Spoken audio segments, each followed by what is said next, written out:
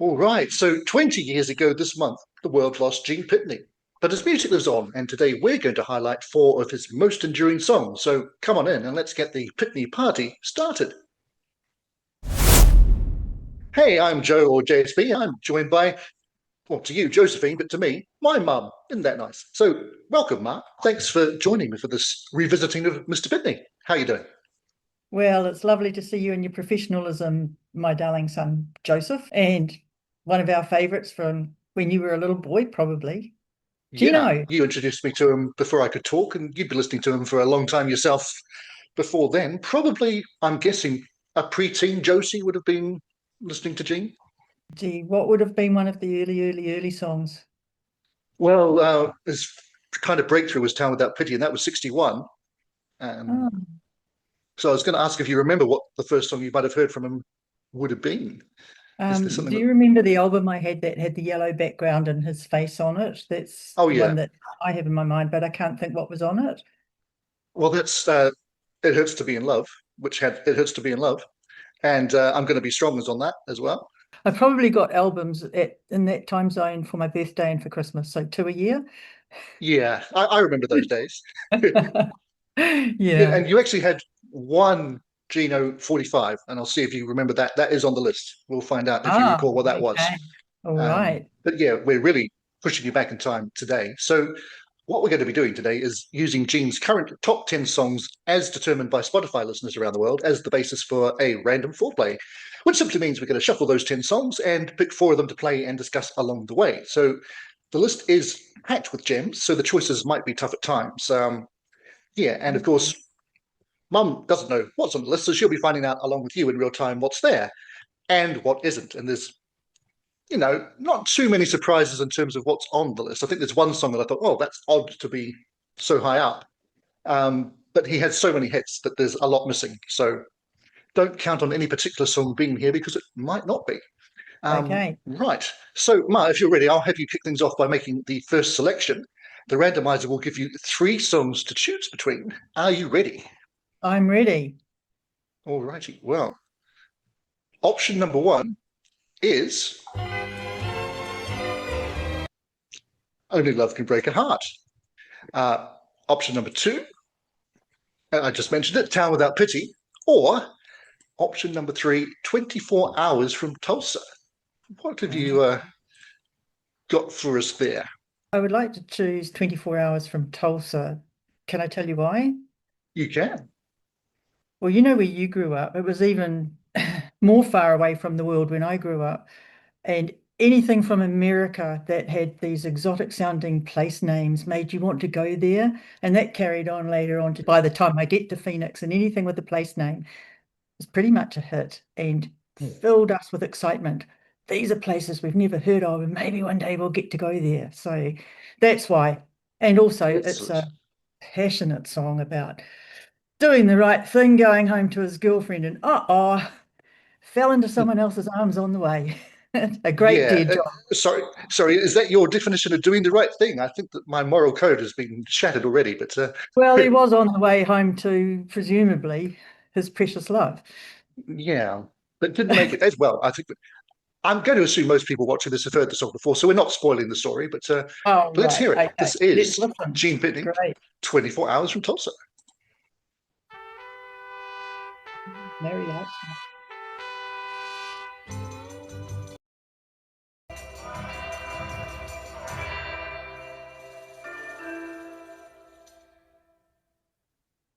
All right. Nice way to kick us off there. Good choice, Mark. Now, before I get into the song, I will just point out to anyone who didn't hear the music there that there is a longer video, yes, even longer than this, where you can listen to the songs with us if you need or want to. But otherwise, if you're just here to find out what we think about them, then you can stay right where you are. So, yeah, 24 Hours from Tulsa and a Bacharach David tune, one of several on this list. Mm. And also, that was his real breakthrough in the UK. It was only his third single to chart there, and it hit number five, and then set him up for basically the rest of the '60s as a huge star. And this is '63 that this came out, so it was also top 20 in America, number 17 there. Uh, those who like their chart facts, that's what I'm here for. We also should mention in conjunction with that song that when we saw him together, which was either 2000 or early 2001, I'm going to say, he opened with that. And I had sort of been slightly trepidatious as that, is he actually going to still have a voice, be any good at all? And he comes out singing that full power, and I'm like, okay, we're away. So, of course, but that was my only time seeing him, but it wasn't yours because I have programs from the 60s to prove it. Uh, and so you saw him obviously at least twice in the 60s. I'm going to say the town hall. Does that sound Yeah, it would have been the logical? town hall. Yeah. Even the Beatles performed at the town hall. Can you believe it? And I was there as well. Yeah, I know. Not Yeah. just. Did you have you got those programs? Yeah, Have you I got stole them off got you last time I was with you. excellent. Oh, I'm glad they're not lost. So, am I allowed to say what I thought Oh, now? absolutely. See, I haven't played that version for a long time. You know whose version I've been playing more recently. That just hit me in the guts. First of all, with mariachi opening, because I haven't heard a lot of mariachi music, and I looked up to see where the heck Tulsa was. It's in Oklahoma. I was picking maybe it was near Mexico with that beautiful, Mm, rich trumpet sound that just, whoa, I really like it. They used it a lot in that period, probably thanks to Herb Alpert, but it's a great sound and that fitted that song really well. Um, Powerful voice. Obviously was in his mother's womb singing, I would say, because it's a natural voice. It's not anything mm. that could be trained. Do you agree with that? Yeah, I I do. mean, he might And have had some training, but wow, what a little powerhouse! Because he's only 5'2", wasn't he? no, well, in one of your programs, I have some statistical information about Gene, if you'd like to know. He is, in fact, or was, and he might be lying here, who knows? 5'9", Whoa. 140 pounds, which is like two-thirds of me, to give you a context. Um, Brown hair, hazel eyes, and this is interesting, dresses very conservatively, uh, which is what it is. He feels at home with a sincere, natural-looking girl with little makeup. So I don't know if Here we go. all the girls went from there. And his hobbies have been very diverse. I had to talk about his hobbies. Coin collecting to operating ham radios, that's fair enough. He studied electronics, so the ham radios doesn't surprise me at all. But what did surprise me was taxidermy. Ooh, Hmm. yucky. Yeah. So somewhere there's an American robin bopping along, which is, of course, the state bird of Connecticut, which is where he was from Rockville. He was the Rockville Rocket. And when you saw him, would you say you were the typical audience member, i.e., teenage girls? Well, I don't. It was so new, really. That being able to see that caliber live in Auckland, New Zealand, Yeah. was just extraordinary. So we were very into the 2 hours of pop music we got per week, which was the hit parade. And I don't know if that was the UK or American one. I don't know. And then there was a 1 or 2 hour on Sunday afternoon request session where we could request pop music. Everything else was the national news, classical music. So we were starved. So Mm, anybody that came along that we were allowed to go to see and could afford the ticket, we saw.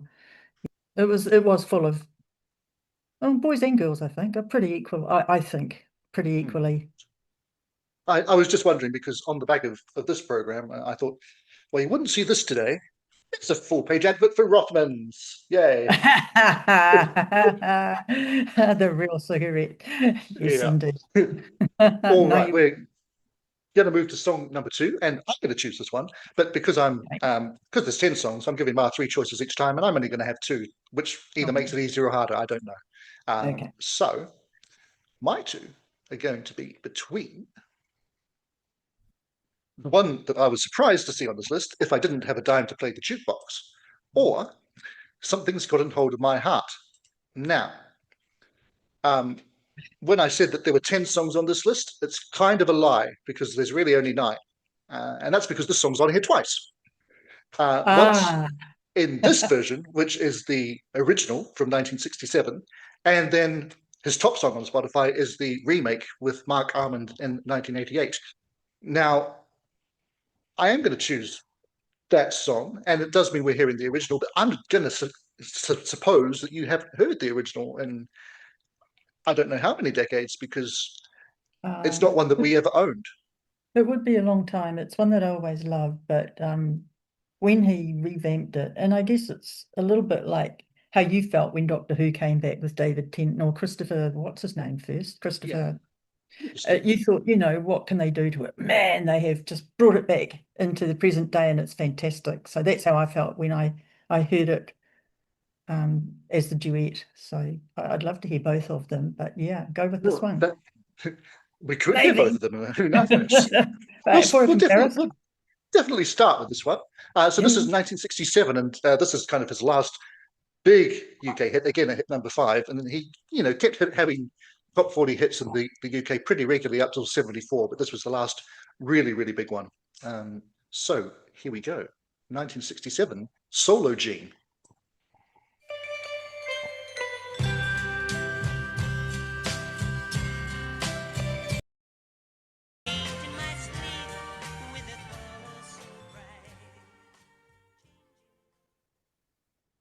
Apart from an unnecessary fade out, what do we think of Oh, that? well, it's your call. You go. Well, uh, it's not one of the songs that I'm as familiar with because, like I say, it wasn't on any of the Gene albums that we owned at any point, whether that was on vinyl or CD. I don't know why. You would have thought it would have turned up, but um, and I've always liked this version as well. But I think it kind of pales in comparison to the later version once you know it. Um, or maybe it's just because that's the version I heard first, and that's the one that always sticks with you more. But I certainly remember the first time I saw the remake because I think you must have been working Cobb and Co, and it was on Ready to Roll on a Saturday night, and I thought, oh, I've not seen someone I know from like old times with a new song in ages. So I sort of left you a note because you were coming home late that night to say Gene Pitney was on singing with someone else, and you were like, "Oh, I don't know who he might have been singing with. Was it George Jones?" I was like, "No, I don't think so. But I don't know who that is." But you were just obviously scrambling and thinking, "Well, who did he sing with before?" But yeah, it turned out to be obviously Marc Almond, and that gave him a nice boost, a later career boost in the UK. He's only number one here, and it was number four in New Zealand, but was never released in America because um, they didn't know Marc Almond. Tainted Love had been a hit for Soft Cell with him, but he was basically a one hit wonder, and they didn't know him as a solo artist.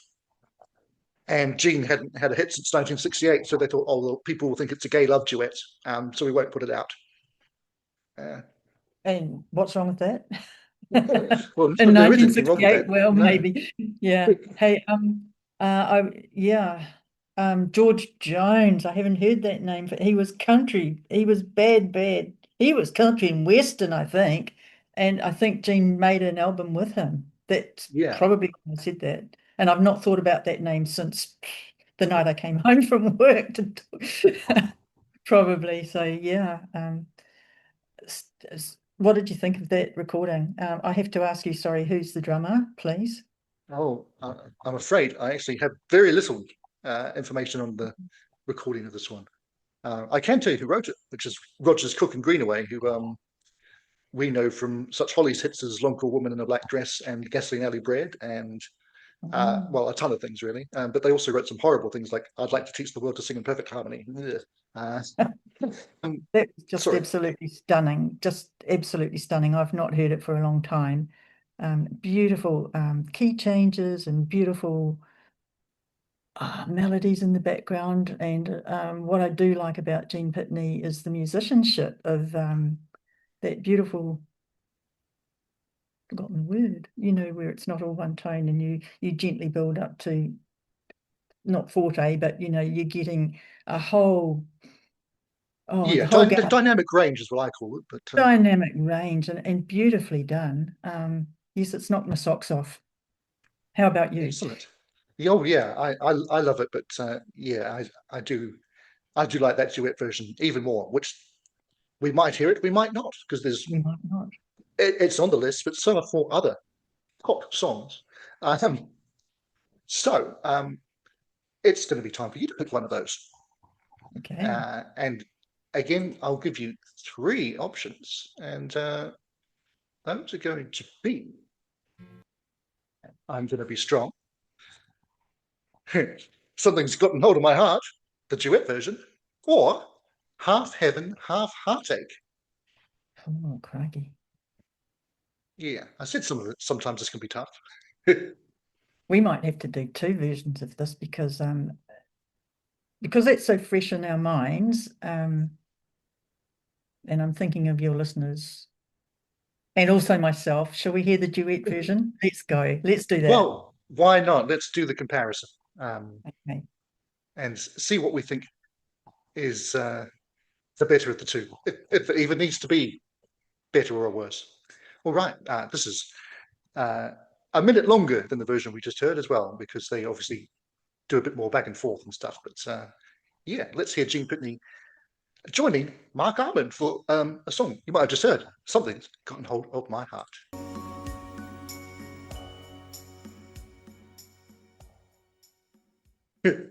All right, so that was version two. How does that stack up for you when you hear them side by Oh, side? it's making my heart pound actually. I'm very unsettled over here. It was so beautiful. Absolutely loved it. And it just brought to mind a lot of duets you didn't want to listen to because like it was kind of a bit gimmicky and oh, here's my best mate and I'll sing a song with him. But that one really, really worked. And when I don't watch The Voice anymore, but The Voice Australia has all these young chicks that can hit the big notes and that's all they do. They just hit the power notes and it's so tedious.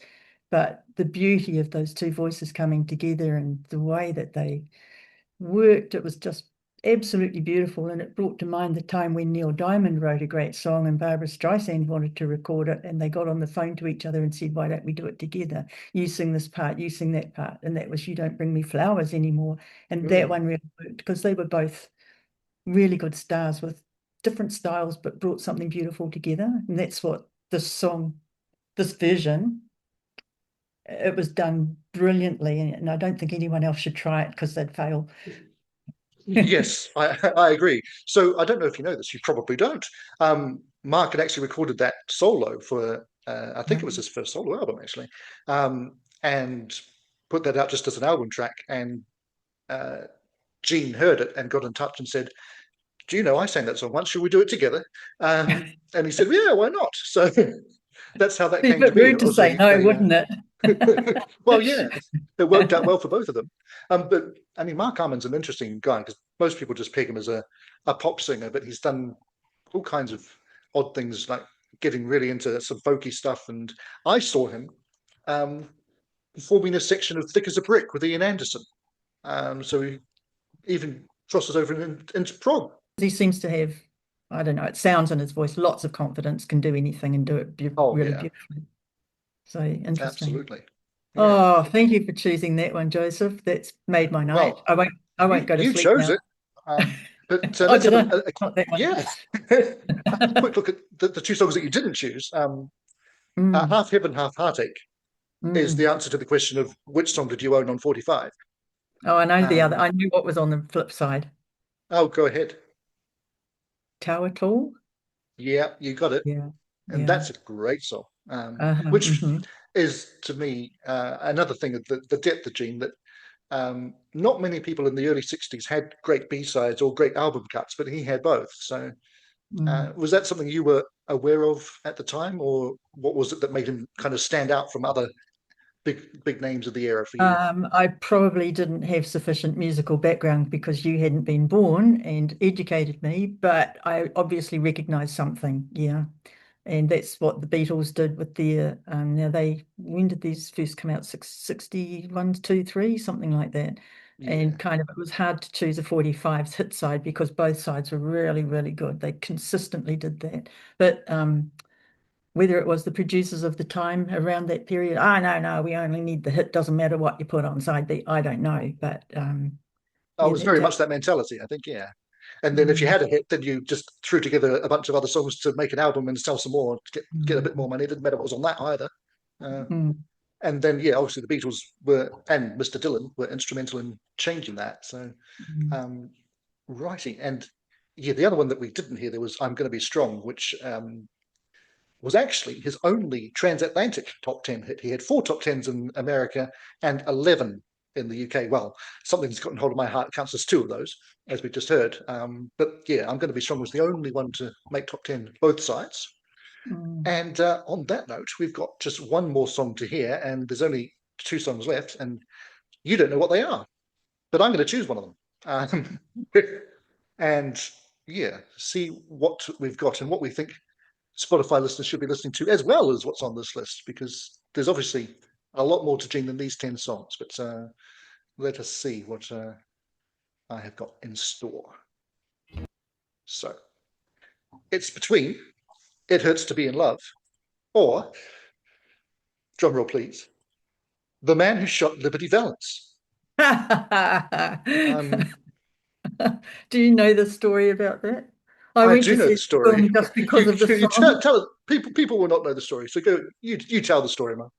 I think I nearly fell asleep. It was the worst Western I've ever seen in my life, and I was disappointed because it's not what I thought it was going to be. Yeah. Well, the funny thing is, nobody seems to be quite sure why it's not in the film. Um, there's It would dispute. have Some brought it say up a lot. various stories. Some say that it was a publishing dispute, but then there's also a story that Gene was in the studio recording it when somebody told him, "Well, it's not going to be in the film because the film's already out." Um, but he Ah, maintains that it was actually funded by Paramount with the intention that it would be in the film. So who knows? If somebody out there does know for sure what happened and why, do let us know. Um, but am I going to play that one or go with the other one? Because that has a really interesting story behind it as well, which I don't think you'll know. okay. And I can name the drummer for you on it. So Ah, let's do that. Well, I on the know what would you do, yeah, Joseph? don't What would you? influence me, Mark. No. I am going to go with "It Hurts to Be in Love," which of course was the title track of that album that you had of his. And well, it was in America and New Zealand, but in the UK it was renamed "I'm Going to Be Strong" because that was a huge hit, whereas "It Hurts to Be in Love" wasn't. Um, Ah, it was interesting what hit in different territories at that point in time. But yeah, keep a close ear on the piano and backing vocals on this track, all right. um, Another breakup because song. I might be crying. yeah, this one is it's really quite different from anything else Gene recorded, and there's good reasons for that. So I'll tell you Okay. all about that once we've heard it. So Right. here we go. Oh,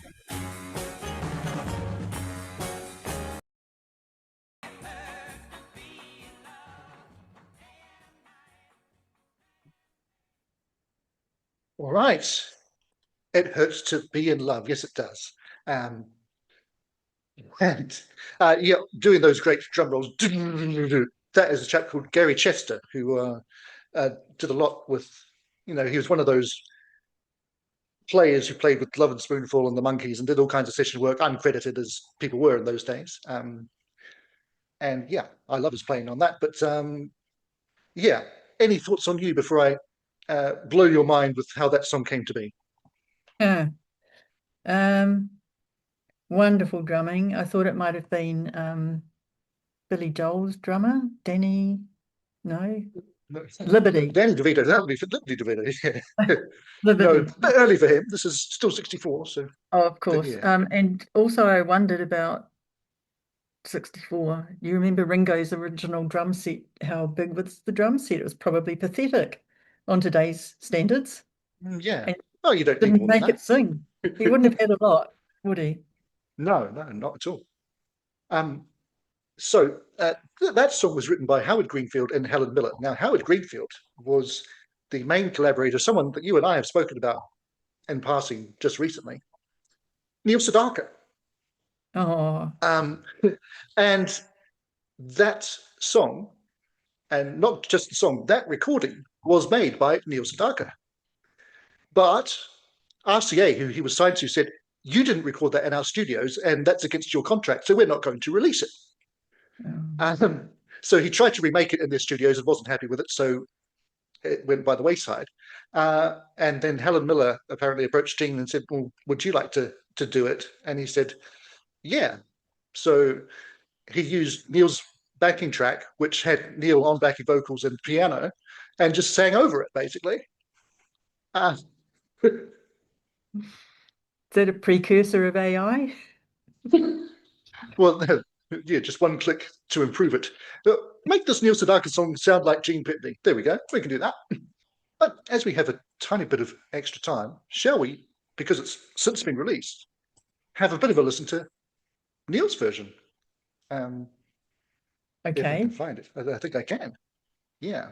Um, you'll notice. I don't know if I'll play all of this, but you'll notice it sounds very, very similar because it's identical apart from the vocal. Let's have a quick listen.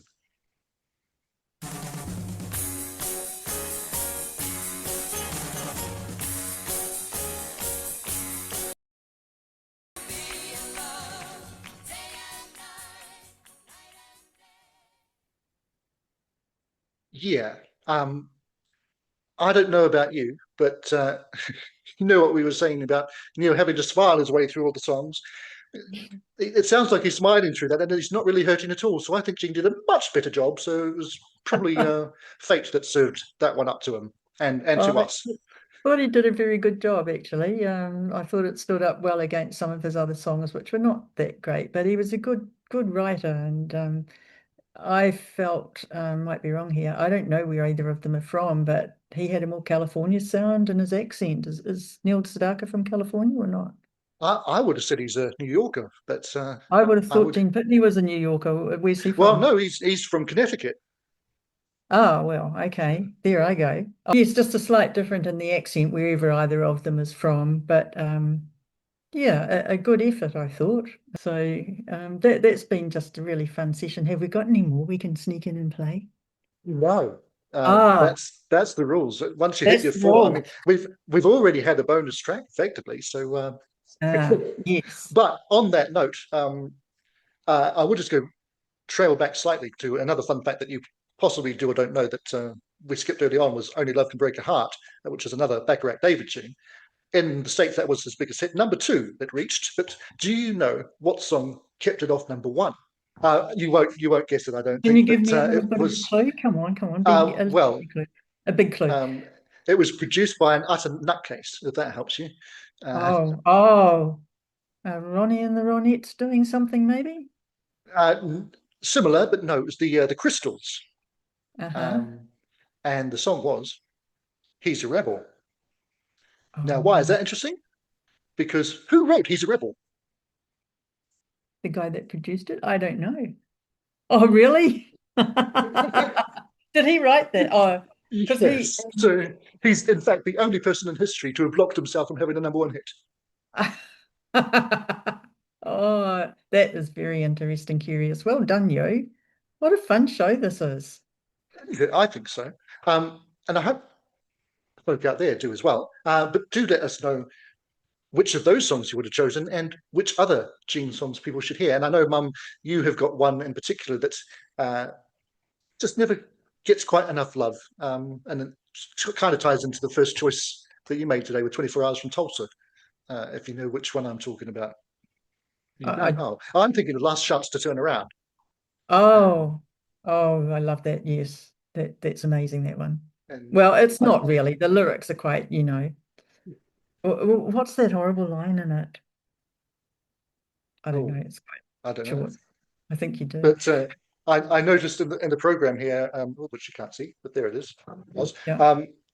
because this is, he was on a bill with Mike Preston, Twinkle, and the Bachelors. And in the program, it says the artists will choose their numbers from the following, and Last Chance to Turn Around is listed as one that he might have chosen from. But I know from what you've told me that he didn't, uh, because he didn't do it then, and he didn't do it when we saw him together either. So Uh-huh. yeah. But I was just wondering as well, because obviously when we did see him, he ended with Something's Gotten Hold of My Heart because that was the big song, and he would have done that as an encore here and in the UK certainly. But I wonder what he would have encored with in America. Certainly not that because it wasn't a Heck Neither version. So who knows? I did at one stage have a quite bad DVD of him in America, and he did do Last Chance to Turn Around on that. So I don't know if I had that or if you have that, but it's kicking about somewhere possibly. I Um, shall go and hunt it down if I've got it. I'll let you know. Um, but one that I thought would possibly be here that was Mecca, because that's a pretty big hit. And then some of the ones that were big over in the UK but not the US, like Nobody Needs Your Love was a #2 hit here. Looking Through the Eyes of Love. There's loads. Probably the only one I don't really like, never warmed to, was Backstage I'm Lonely. That kind of didn't really do it for me. But everything that you've mentioned so far tonight, I can understand why people are still playing it. And yeah, great musicianship, a fun night, lots of nostalgia, a few tears, raised heart rate, and socks blown off. Yeah. Well, excellent. Well, thank you for joining me, and thanks to you out there for doing the same. And so do, as I say, share all of your Gene memories in the comments, and check out another Gene video, which is floating around somewhere for you now if you're on the right kind of device. Do subscribe to the channel as well if you haven't already. And on that note, I will just say thanks again to Mum for joining me and to you for watching. And it's simply bye for now. I hope not for long. It's the end, but the moment has been prepared for.